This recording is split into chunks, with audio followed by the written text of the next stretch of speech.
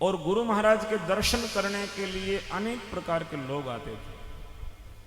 गरीब से लेकर के राजा महाराजा तक, विविध प्रकार के व्यवसाय वाले, अलग अलग कारोबार वाले, अलग अलग जीवन स्तर को जीने वाले लोग भगवान जाम्बोजी के पास आया करते थे। समरातल धोरा बीकानेर स्टेट के अंतर्गत आता था। तो बीकानेर के तात्कालिक राजा थे राव लूणकरण। राव लूणकरण बीकानेर से चल करके समरातल धोरे पर गुरु महाराज के दर्शन करने आए। और मैं आपको बताऊं, 22 उस समय के राजा गुरु महाराज के सामने आकर के उपस्थित हुए और गुरु महाराज की वाणी से, गुरु महाराज के वचनों से उन्होंने अपने जीवन को बदला और गुरु महाराज की वाणी के अनुसार अपने जीवन को ढाला। तो उन्होंने कहा कि जीवन में भी आनंद हुआ और मरने के बाद भी उनको मुक्ति मिली।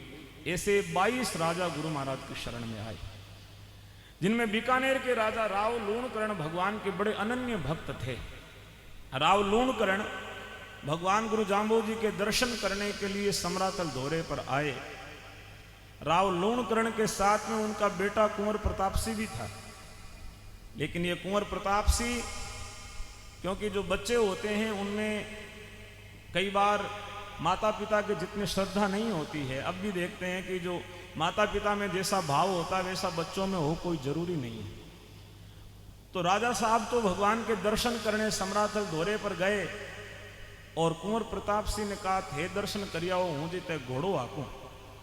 आजकल बच्चे गाड़ियां हाँकते हैं, मोटरसाइकिल हाँकते हैं, उस समय घोड़े हुआ करते थे। कुंवरों के उस समय भी वही शौक थे और आप भी कुंवर इसी शौक के अंदर जी रहे हैं, चाहे राजा के और चाहे किसी के भी हो, क्योंकि वो अवस्था है। उस अवस्था के अंदर वो चीज़ें अच्छी लगती है। यहाँ पे भी जागरण में आए होंगे और माता पिता दादा दादी जो भी साथ में उनको बिठा दिया और बाहर गाड़ी कहीं घुमा रहे होंगे, आगे पीछे कर रहे होंगे, क्योंकि उनका वही शौक, वही चाव है। तो गुरु महाराज के दर्शन करने राव लूणकरण आए और राव लूणकरण ने हाथ जोड़ करके भगवान की बड़ी भारी स्तुति करी। स्तुति करते हुए राव लूणकरण ने कहा कि जम्ब गुरु सो देव ना कोई सुन्यो न देखो, धूप घृत मिष्टान होम कृत नित प्रतिपेख्यो, करे विष्णु उपदेश लेस जीव पाप न राखे, सब जीवासु हेत खेत मुक्ति मुख भाके, आन देव किया दूर सब कहे मुखा हरिसेव, लूणकरण राजा कहे नमो नमो गुरुदेव। भक्त मुक्त दातार जम जगदीश्वर कहिए, थड़ सिर रयो जो आय भाग बड़े सो लइए, गुरु ओढ़ किए आचार पार कयो कुणज पावे, सारा सन्मुख रेत देई नहीं पीठ दिखावे, ज्ञान कयो गुरु गम दई मासु सन्मुख देव, लूणकरण राजा कहे किणहुन पायो भेव। 5 छंदों के माध्यम से राव लूणकरण ने भगवान की स्तुति करी और राव लूणकरण ने कहा कि भगवान का जो दिव्य दर्शन है उसकी 5 विशेषताएं थी। सज्जनों, सामान्य मनुष्य जब चलता है तब उसके शरीर की छाया पड़ती है, उसके पद चिन्ह जमीन के ऊपर अंकित होते हैं और वो चलता है तब उसके पैरों की आहट होती है और उसके पैरों से रज्जी उड़ती है, धूल उड़ती है। लेकिन भगवान जाम्बोजी जब चलते थे तब परमानंद जी बेनीवाल लिखते हैं कि चालत खोजत खे नहीं खटको, नांदी से तन छाए दर्शन जाम्बे जी। जब भगवान चलते थे तब ना तो छाया पड़ती थी, ना खटको यानी आहट होती थी, ना खोज बनता था, ना रज्जी उड़ती थी। ऐसा भगवान का दिव्य दर्शन था। और भगवान का दिव्य जीवन कैसा था कि तृष्णा भूख नींद नहीं आवे, काम क्रोध घटनाएं दर्शन जाम्बे जी। हमारे शरीर के 5 शत्रु हैं सज्जनों, और यदि यूं कहूं तो अतिशयोक्ति नहीं होगी कि इन 3 तो इसमें ऐसे महत्वपूर्ण हैं कि जिनके बिना जीवन चल नहीं सकता। वो 3 है भूख, प्यास और नींद। आदमी ज्यादा समय भूखा नहीं रह सकता, ज्यादा समय प्यासा नहीं रह सकता, बिना पानी पिए नहीं रह सकता, बिना सोए नहीं रह सकता। यदि बिना सोए, बिना पिए, बिना खाए कोई जिंदा है तब समझो कि उसका संबंध कहीं न कहीं उस सीधा परमपिता परमात्मा के साथ में है। बाकी शरीर इन तीनों से ही ऊर्जा को प्राप्त करता है। लेकिन गुरु महाराज 85 वर्ष 3 महीना और 1 दिन तक इस धराधाम पर रहे। ना कभी भोजन किया, ना कभी शयन किया, ना कभी जल पिया। ऐसा दिव्य भगवान का जीवन था। तब राव लूणकरण ने कहा कि जम्ब गुरु सो देव ना कोई सुनो न देखे, ऐसे देवता मैंने ना तो सुने ना तो देखे। राव लूणकरण जब अपने हृदय के अंतर्भावों से भगवान की स्तुति कर रहे थे, तब राव लूणकरण के समक्ष ही किसी व्यक्ति ने कहा, कई बार लोग प्रशंसा करते हैं और प्रशंसा के भाव में शिकायत कर देते हैं, लेकिन प्रशंसा के अंदर छुपी हुई जो शिकायत है, कंप्लेंट है, उसको समझने वाला आदमी चाहिए। पास में बैठे किसी सज्जन ने कहा कि गुरुजी राजा के भाव तो बहुत अच्छे हैं, लेकिन राजा साहब का जो कुंवर है ना, वो भी बहुत बढ़िया घोड़े का वाहक है और घुड़सवारी में माहिर है, निपुण है, दक्ष है। और महाराज उसको एक बार देखा तो भाव गदगद हो जाएंगे, नीचे ही खड़ा है। यानी उसने शिकायत कर दी भगवान से कि राजा तो ऊपर आ गया, लेकिन कुंवर साहब नीचे घोड़ा ही चला रहे। गुरु महाराज ने समझ लिया कि ये प्रशंसा कर रहे हैं कि शिकायत कर रहे हैं। कई बार लोग हमारी प्रशंसा करते हैं, लेकिन हम भूल जाते हैं कि वो प्रशंसा के अंदर ही कहीं न कहीं ओढ़बा भी हमें दे देते हैं। जिनके पास में अच्छी कला होती है, वो ओढ़बा भी बड़े सुंदर भाव के साथ में देते हैं। तो गुरु महाराज ने सुना और समझा। तब गुरु महाराज ने शब्द सुनाया और कहा कि देखो, जो कुंवर है, कुंवरों की कुंवराई किससे सार्थक है।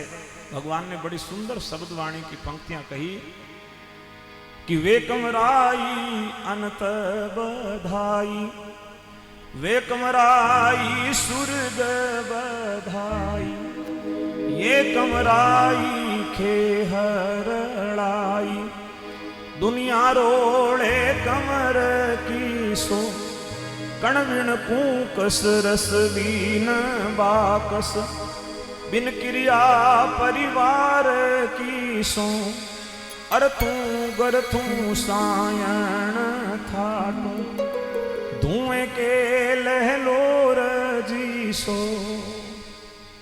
गुरु महाराज कहते हैं कि ये कमराई ज्यादा समय काम नहीं आने वाली। यदि संतों की बात, गुरुओं की बात, पिता के पद चिन्हों का अनुसरण नहीं कर रहा है और केवल घोड़ा हाँकने पे ध्यान दे रहा है, तो बहुत जल्दी जो है मामला खाक में मिलने वाला है। ये कमराई खे रड़ाई, ये कमराई तो खे में मिलने वाली है। वर्तमान में बच्चों को जो है भौतिक शिक्षाएं सारी चीजों की दी जा रही है। बेटा बहुत जल्दी मोटरसाइकिल चलाना सीख जाता है, माँ बाप को खुशी होती है कि मारो छोरो तो बाजार जार सब्जी लिया हुआ है, अजय तो 12 साल को हुआ है। बच्चा गाड़ी चलानी सीखता है, माँ बाप खुश हो जाते हैं कि गाड़ी की स्टीयरिंग जो है बच्चे के हाथ में दे दिया, और बड़ा विश्वास है कि बच्चा गाड़ी हाँक लेता है। लेकिन सबसे जो जरूरी बात थी कि बच्चे ने जीवन की गाड़ी को चलाना सीखा या नहीं सीखा है। इस जीवन में अपने आप के ऊपर आत्मनियंत्रण कैसे रखना है, ये सीखा या नहीं सीखा। कहाँ पे उसका कैसा आचरण होना चाहिए, ये सीखा या नहीं सीखा। केवल गाड़ी लेके ही घर से बाहर निकला है तो बुरा मत मानना, वो गाड़ी सही सलामत घर आ जाए तो भगवान की कृपा ही समझना, बाकी उसके लक्षण तो नहीं। केवल गाड़ी हाथ में दे देना, मोटरसाइकिल हाथ में दे देना, कोई धंधा संभला देना, और उससे पहले मानवता की, नैतिकता की यदि शिक्षा आपने नहीं दी है तो गति जो है सुरक्षित नहीं है। हमारे जीवन रूपी गाड़ी में चलाने के लिए किन किन चीजों की जरूरत है। आपके अंदर जो है क्रिया का, कर्म का एक्सीलेटर आपको दबाए रखना है, अच्छी बात है, लेकिन शील का ब्रेक भी आपके पास में होना चाहिए। और जो आपकी गाड़ी की गति है, स्टीयरिंग है, वो गुरु के वचने नियम क्यों चालो, हाथ जपो जप माली, गुरु के वचनों की अनुसार जो है अपने जीवन की गाड़ी को आगे हाँकना है। समसदीन ने एक साखी में कहा कि ज्यों ज्यों केवे मारो श्याम, आगे आगे पग धरियो। जैसे जैसे भगवान कहें वैसे वैसे हमें कदम आगे बढ़ाने चाहिए।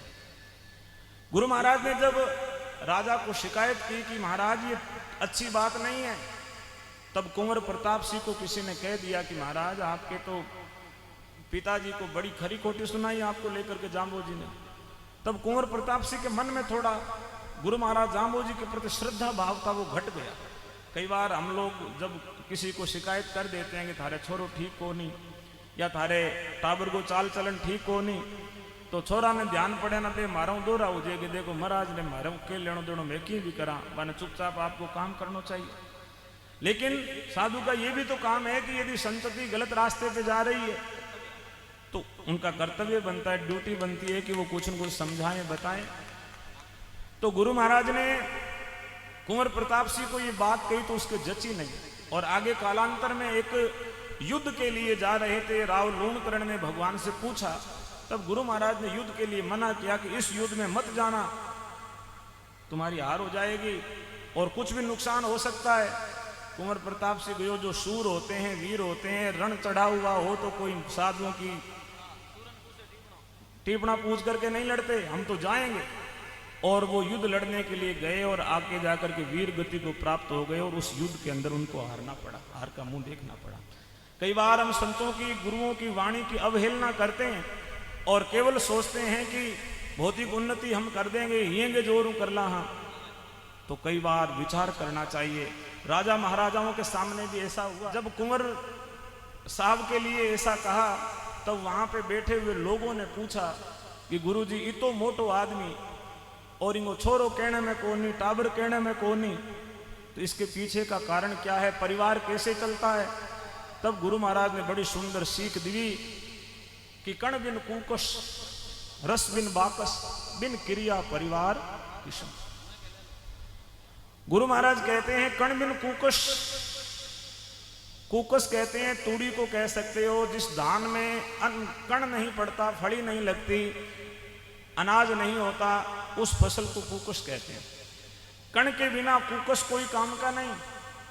खेत में कणक बोई जाती है, तूड़ी के लिए नहीं बोई जाती, कणक निकालने के लिए। बाजरी बोई जाती है तो केवल कड़वी के लिए नहीं, सिट्टे तोड़ने के लिए बोई जाती है, और सिट्टे ना लगे तो वो कुकस तो कहते हैं, उसको पशु भी नहीं खाता। यदि उसमें कण ना हो तो पशुओं के भी काम की नहीं। कण बिन कुकस, रस बिन बाकस, वाणी के अंदर रस ना हो, ईख के अंदर रस ना हो तो बात बनती नहीं है, दोनों में रस होना जरूरी है। वाणी और ईख यदि निरस है तो बाजार में उसका कोई मूल्य नहीं है, इन दोनों का मूल्य उसके रस से लगता है। बिन क्रिया परिवार किसों, ऐसे ही तीसरी बात भगवान ने कही, जो परिवार है, घर है, ये कोई पावर से नहीं चलता सज्जनों।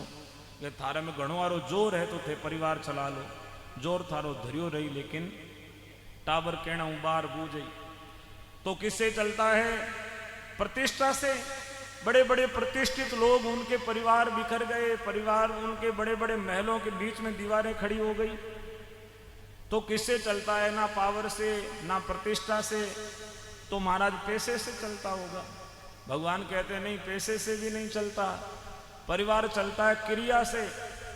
क्रिया माना व्यक्ति का जो निज धर्म है, परिवार के जितने सदस्य हैं वो अपने अपने निज धर्म का ठीक से पालन करें, अपनी मर्यादा में रहें।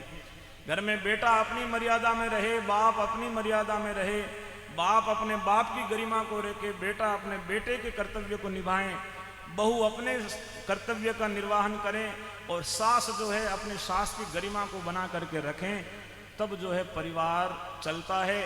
और यदि सारे एक दूसरे के धर्मों के अंदर, एक दूसरे के अधिकारों के अंदर हस्तक्षेप करते हैं और अपने कर्तव्य को भूल जाते हैं, तब परिवार बिखरते हुए देर नहीं लगती। परिवार को चलाने के लिए जरूरी है क्रिया।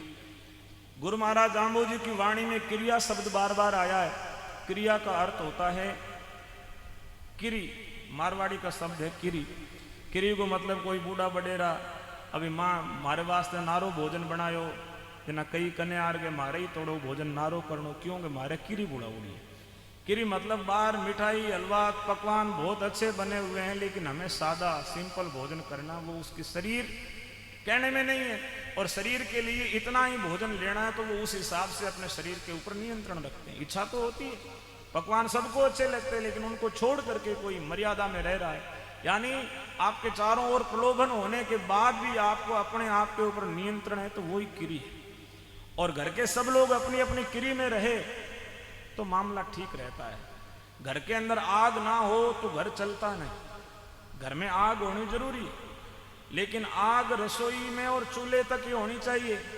चूल्हे की मर्यादा को, चूल्हे की देली को छोड़ करके आग बाहर निकल जाती है तो घर जलते हुए देर नहीं लगती। जिस आग को घर चलाने में सहायक होती है, वही आग यदि चूल्हे की मर्यादा रेखा को छोड़ करके बाहर आ जाती है तो आग रसोई को जला देती है, रसोई से घर को जला देती है। ऐसे ही घर में जो जितने सदस्य हैं वो सब अपने अपने जो है मर्यादा रेखा के अंदर रहें, नियंत्रण में रहें, अपने निज धर्म का पालन करें, अपने क्रिया को निभावें, तब परिवार ठीक ठाक चलता है। पहले एक एक घर में 8-8, 10-10 भाई बहन होते थे। पिताजी ने ऑर्डर कर दिया कि सुबह घर के सब लोग उठ करके नहा लेने चाहिए, तो सब लोग नहाते थे, घर में अनुशासन था।